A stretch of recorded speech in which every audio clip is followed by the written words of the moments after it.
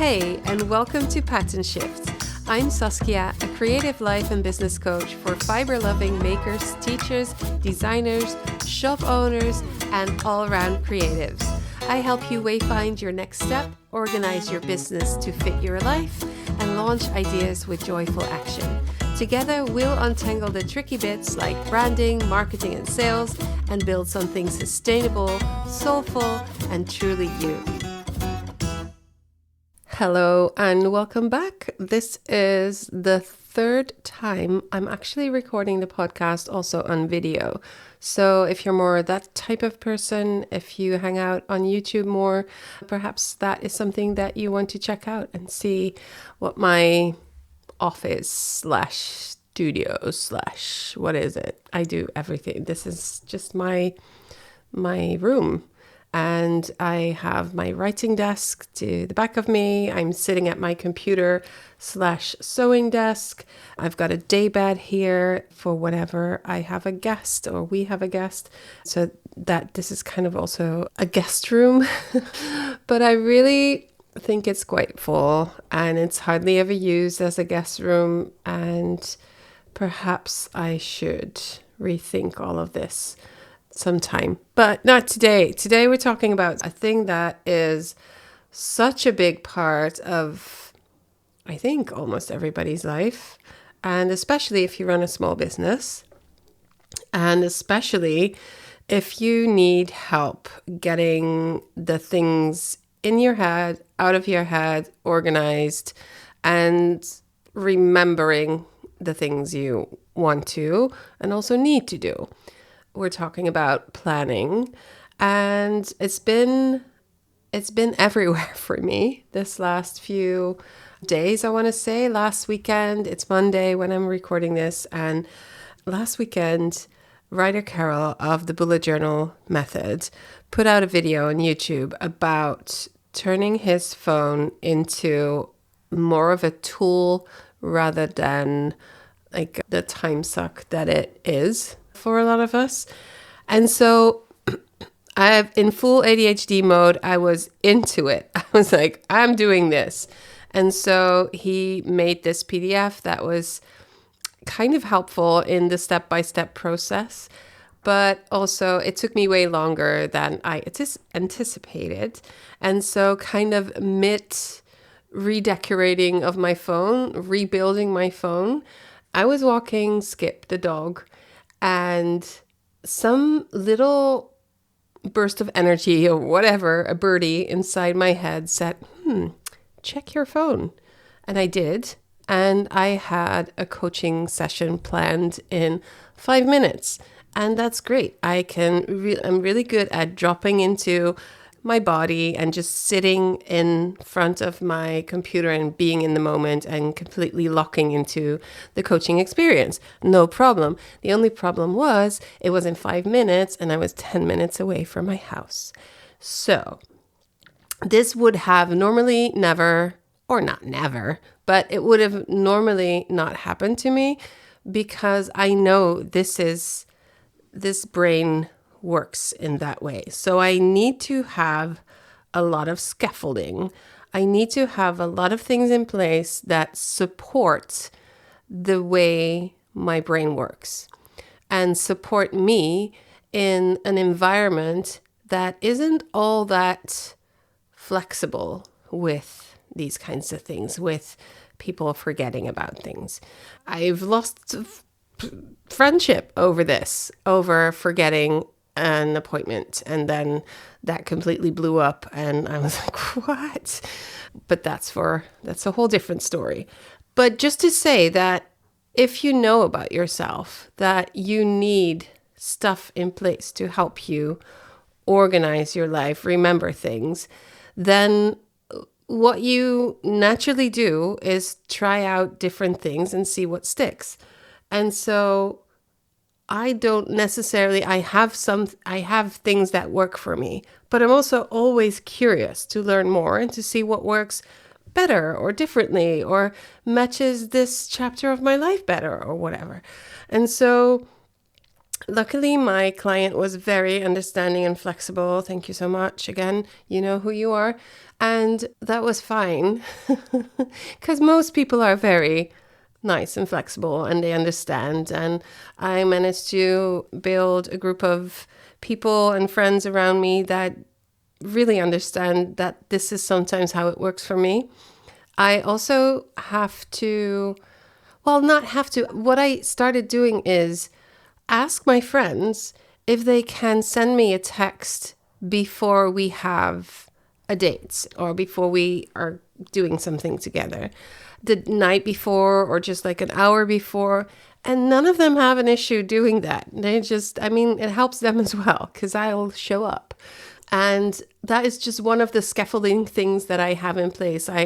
I'm accepting who I am. I'm accepting that I'm definitely not perfect. And this is a struggle for me. It's a challenge. And so I may ask people to help me. They may tell me that they don't want to. And that is okay too, as well. It's very layered. Then, of course, I have the bullet journal method, which is the most, well, there's so much to it. And I don't want to say there's so much to it because I'm so afraid that if I want everybody to try it. Really, seriously, it's very simple. When you start out in the beginning, it's very simple and it gets layered over time and it will bring you more and more and more, but you learn along the way. So in the beginning, it's super, super simple. So don't be afraid to try. Okay, I'm going to leave that there. So bullet journaling works amazingly for me. Then a digital calendar with reminders. Sometimes I need extra reminders. Also works well. But during the day, I have moments and behaviors that are aligned with getting all those bits and pieces of information in front of me. Of course, your phone is something that you look at regularly, but if you don't have your calendar front and center, then you'll not notice what's in it. And so the way you set up your phone is definitely very important. Where your bullet journal is, whether you use a big one that's always in your bag or always on your desk or a small one that you bring with you wherever you go, all those things, you will only know what works if you try it, if you have an open mind, if you're curious. So what else was happening with the planning? Let me go back. So yeah, the ironic thing was that I was changing my phone in order to make it less time-sucking for me. So that's connected to planning in a way. And then what happens is that during this whole makeover, I didn't get those messages that I usually in place. Then I was intrigued by the topic. It's always something that's been very interesting for me. Even when I was in high school, I had no idea that I had ADHD. I was just a little different from my friends when it came to making my homework and having things delivered in time and things like that. Even then, I was fascinated by it. I was always fascinated by notebooks and pens and calendars and schedules and always loved it because there's a part of me that really, it's almost like a yearning, yearns to have this figured out, especially when there's like pretty notebooks and pens and things. But there's also the part of me that is a full-on punk rocker, whatever, that says, F you, I'm not doing that. And if you are in my H and music type group, if I say, F you, I won't do what you tell me. I was at Pinkpop, a festival where that was performed, and I definitely was yelling along with that lyric a lot. And I'm still a little bit that way. If you tell me to do something because I have to, then I'll just go, yeah, whatever, not happening. And the funny thing is also if I tell myself, it doesn't really matter. If I tell myself I have to do something, I will rebel against myself. So over the years, I have learned that you kind of hold it like a bird, right? You have to hold a bird in such a way that it doesn't fly away, but you cannot crush it because it's really, I mean, sorry for those visual learners. And the people that have images with that, you have to hold it lightly. So being flexible with structure, that works. But what does that look like? I cannot tell you what that looks like for you because it is different for everybody. I can, however, tell you and talk to you about different things to try. And that the bullet journal is that in itself. It is a flexible method that can work for everybody if you give it a try. It's not what a lot of people think. It doesn't have to be pretty. You don't have to have a beautiful handwriting. You do have to be able to read your handwriting. I think being able to read your handwriting is like that's the low.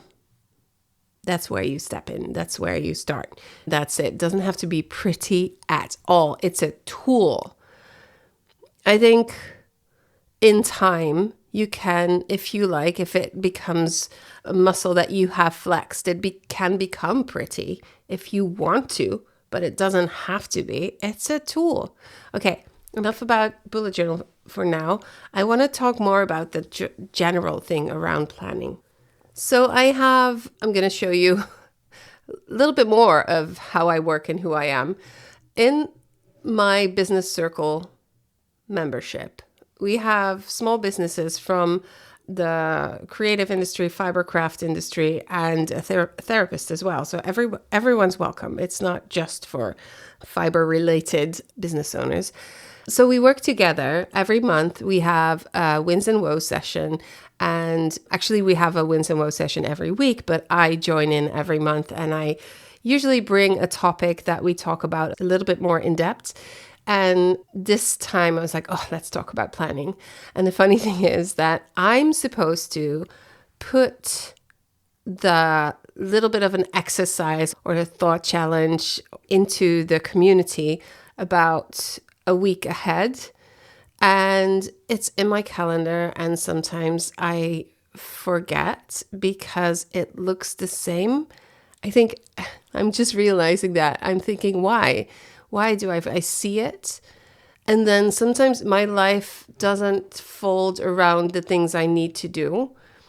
And sometimes I'm so used to seeing it in my calendar because the wins and woes session shows up every week for me, every Monday, but I'm not there every week.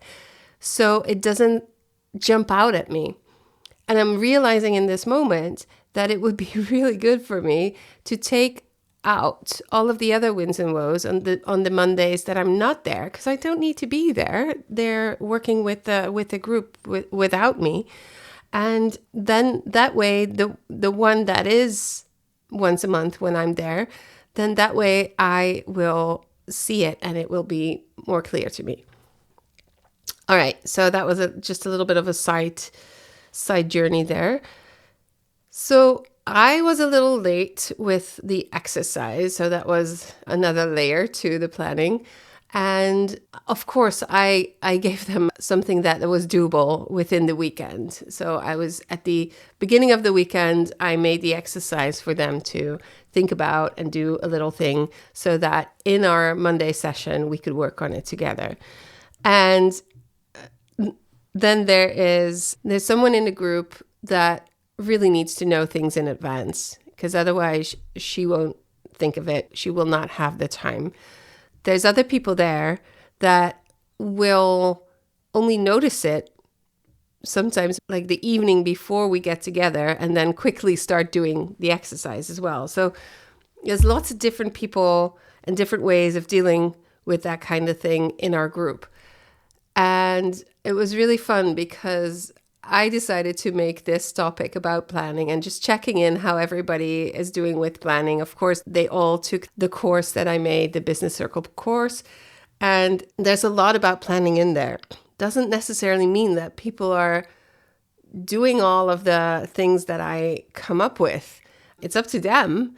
And if it fits you, it fits. And if it doesn't, it doesn't. And of course, I talk about bullet journaling and how great it is and how it's wonderful for everyone. But doesn't mean that their curiosity, that they even want to try, they have to try that. They have to decide that for themselves. I cannot do that for them. So we have a group of people that are very much similar, but also very different in the way they plan. And it was a really great session. It was just this morning and we're at lunchtime now, so it's not even that long ago. And I just decided to talk about it a little bit more here on the podcast as well, because I think there's a lot of thoughts around planning and business specifically that might not have to be true necessarily. So I think there's a couple of false beliefs around planning. And one of them is planning kills the creativity, or I need to be flexible with it. I'll do my best work last minute. And if I have too many systems, I will be boxed in and it won't work for me. So what I've learned over working with planning, just not using planning for work, but also working with planning. Oh, I just whacked my water bottle in my enthusiastic Italian way of talking with my hands. There's nothing Italian in me. I did one of those tests and I'm like fully Belgian, Netherlands, Southern Netherlands. There's nothing. Well, I think there's a little bit English in me somewhere, but it's very, very organized. I have ancestry going back to 1700, whatever, all in one place. On one side of the family, they were there. They thought, this is good. We're not moving. We're sticking here. And they're still there. And now my watch is talking to me, interestingly. So where was I? Yeah, so people have some beliefs around planning that I think it's important to talk about, because what I've learned is that a simple planning rhythm that fits you actually creates a lot of freedom, and you can protect your creative time, so you actually have time to still create things and make things, because that's what happens a lot. Like, we focus on all these to-dos, these endless to-do lists, and we end up losing time to make and create. And I brought in a quote to the session that I want to share with you as well. As these things go, funnily enough, it showed up on my Waking Up app. It's the app I use for meditating. And this goes back to reorganizing my phone. Since I've done that, I've actually meditated twice. And I started doing this 3 days ago. And so it's working so far, because the idea is that you have a phone that helps you, supports you in what you want to and need to do, and not all the other things that grabs your attention. And so in this Waking Up app this morning, I saw this quote, and it's completely to the topic. It's by Hans Hofmann, who's an artist. And it says, the ability to simplify means to eliminate the unnecessary so that the necessary may speak.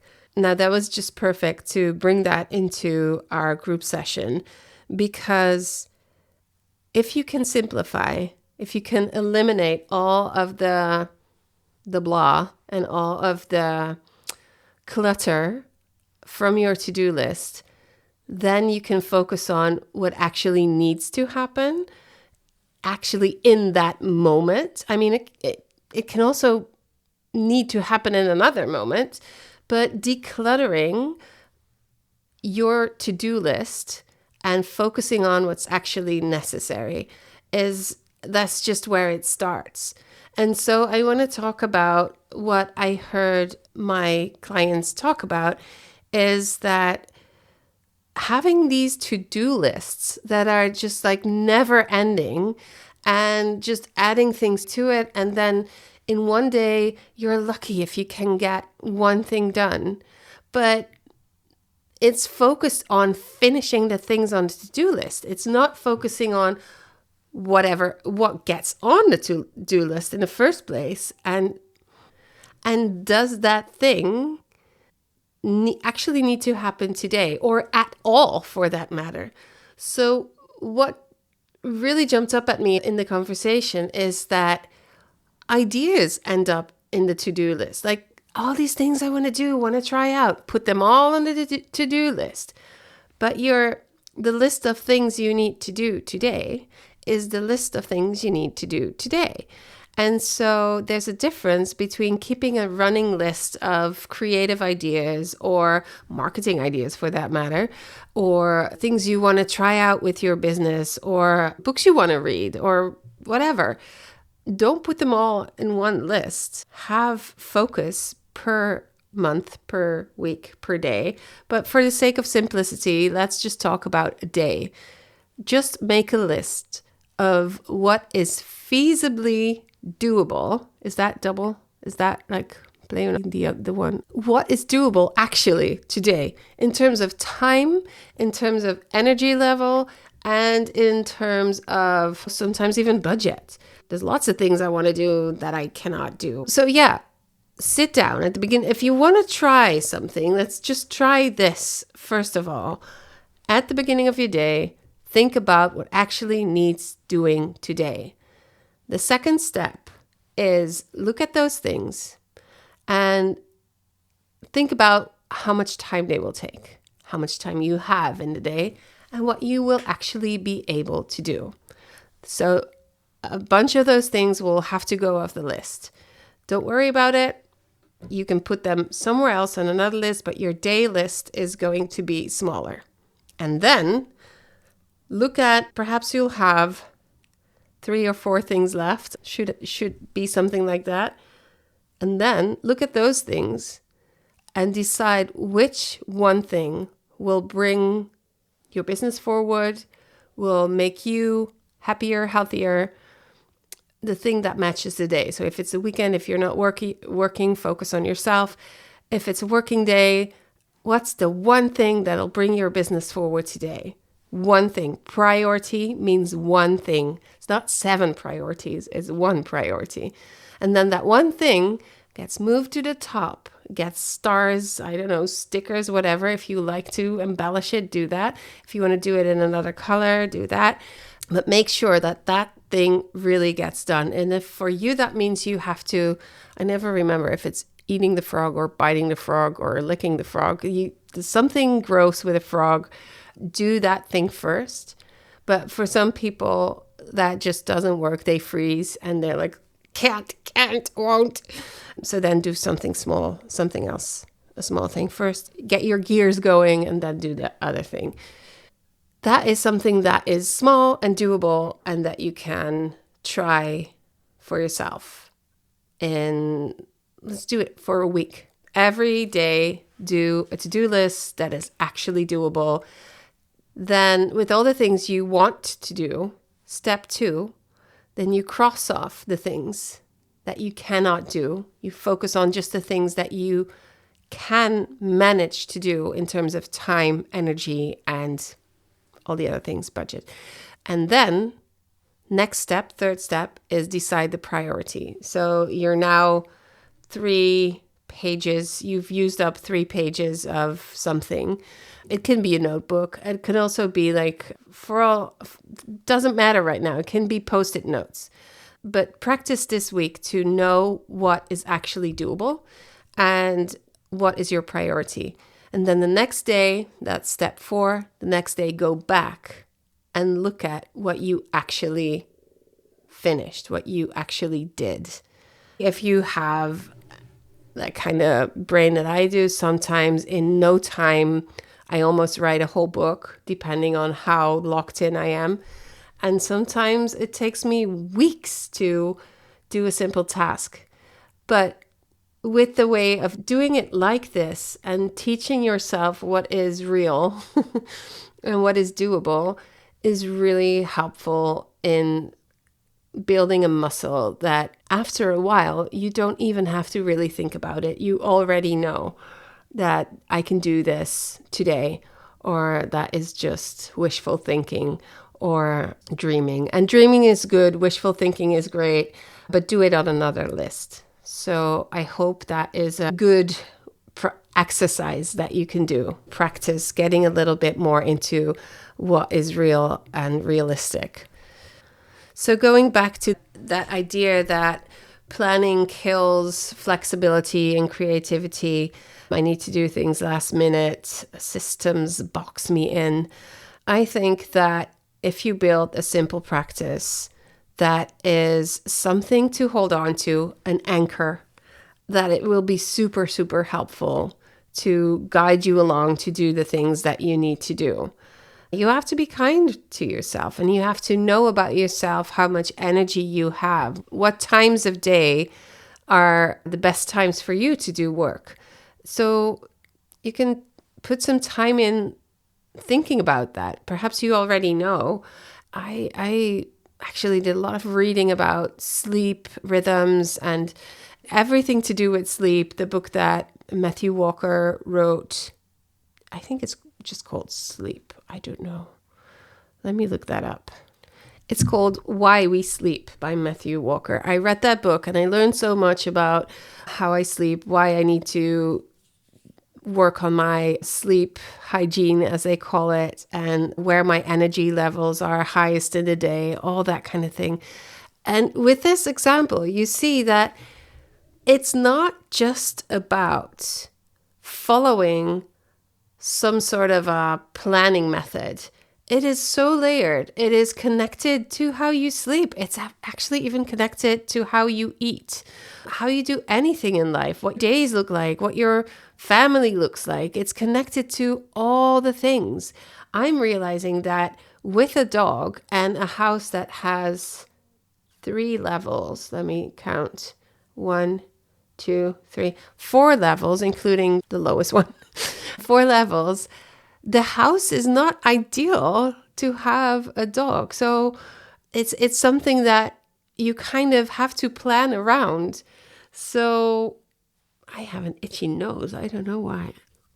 So even that needs planning around. I am sitting here recording on the 2nd level with the puppy sleeping downstairs. She's in a pen, and I have a Ring camera so that I can, if she starts barking, I can see what's going on and can decide whether or not I need to go downstairs or stay here. And I don't have to walk down 2 stairs and wait and have to stay there anyway, because now I'm there and now she wants me there. And so what I'm saying is that planning is connected to so many parts of your life. So learn about your energy levels, learn about your brain. How is it wired? What does it need? What do you need? And keep an open mind. Perhaps you need visual planning, need a big calendar on your door or wall. Or we talked about a pie chart for the week, just to have colored in how much time you spend on things this week and make it colorful. I don't know, be creative. If you want to be creative, find a creative way. Then there's, of course, time blocks. In the neurodivergent world, they say, don't work for us. That's not necessarily true. They work perfectly for me as long as I hold them lightly, like a bird. So the morning time for me is about me and the dog, and about creativity and moving my body. So I do exercise, I walk the dog. The long walk is in the morning or at lunchtime kind of.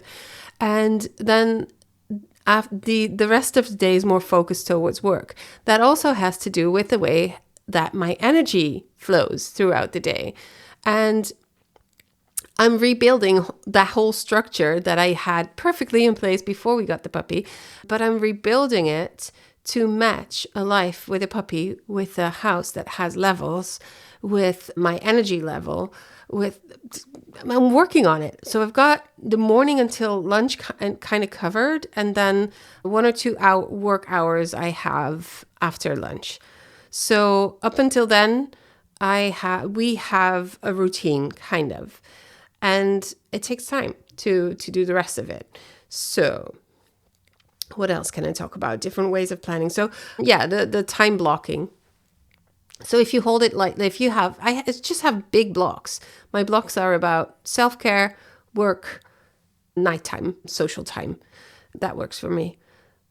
And then you can have themed days. I used to work with themed days for years. Like, so what would I do? Administration was one day, paperwork, creating was a day. I did it also with a shop, I think. Organizing the shop. Like I themed my days, which gave me something to hold on to so that I knew what to do when. And now what's left of my theme days is that I have Mondays are always for planning, interestingly enough. So Monday morning is when I plan my day, week, or month. Oh, actually, my day and week always, and month every other 3 Mondays or 4. Yeah, but like at the beginning of the month, I have a Monday where the month, the week, and the day gets planned. And the other Mondays are the start of the week and the Monday as a day. And then every morning is planning of the day. I have themed days or themed mornings and blocks that kind of... So my time blocks are I just explained about my time blocks. The morning is also for planning. And the Monday specifically is for planning the week or the month, depending on what time in the month it is. And so Monday is definitely very much planning focused, which is also a really good thing to realize that planning takes time. You have to set time to plan before it can give time back to you. So going back to the beginning of what we were saying, if you are able to declutter all the things you think you need to do in the moment, you can, if you learn how to work with that, you can actually get back more time and learn to focus on what's important so that you also have time to actually do crafts, which I do in the morning. And a lot of my clients, whether they are coaching clients or in the business circle, they struggle with finding time to create. And you really have to plan time for it and allow yourself time for it. And it doesn't mean that it has to be an alarm on your phone. If that helps, that helps. But perhaps it's just, I get to craft every evening. And whatever that looks like, that's good. Or I get to watch a movie I did Monday morning movies for a whole while when I was not feeling super energetic, not feeling all that strong mentally, I think, at the time. And I just needed to allow myself to not really do anything. But I also felt like I needed a little bit of constraint because otherwise I would kind of watch TV all day. So I would allow myself Monday morning movie to just really let go of all the have-tos and just enjoy that movie. And once it was done, the rest of the day could start. So whichever way you love to plan your work, your days, your life, what I want you to take away from this is that hold it lightly like a bird. Be curious, learn about yourself, who you are, how you work as a person, as an entity, a machine, and try out new things. They might be wonderful. They might be something that you haven't thought of before that just clicks. And sometimes you have to try it 7 times before it clicks. I mean, do you remember when you started to learn how to knit socks on double pointed needles? If you know what I'm talking about, the beginning was, oh my God, so frustrating. And then somebody said, no, you should do that on circulars and then do magic loop. And you're like, I don't know, man, what is this? I don't follow. Or it went the other way around. Doesn't matter. There's different ways to do the same thing. Some of these things are right away, they click, they're your thing. You're like, this is me. And some of them you have to practice and you get better at it over time. They might not be like this magical solution and you get everything done whenever you want them done. I mean, I started with all these examples from my life. I work with people around planning and I mess up all the time, but I have something to go back to and to reconnect to and start again. And I have managed to to avoid lots of drama by learning from history. I'm not saying my mistakes. Of course I made mistakes, but I'm also just like a person who is who I am. And I've learned and I adapt and then I try something else. So remember the exercise that I was talking about, like somewhere halfway through this podcast. Try to, let me see if I can quickly go back to it. So make a to-do list of all the, step 1, make a to-do list of all the things you think you're going to do today. Step 2, look at it again, be realistic. What can you actually do today? Step 3, find out which one of those things is your priority, your one priority, and put that on top with underlining.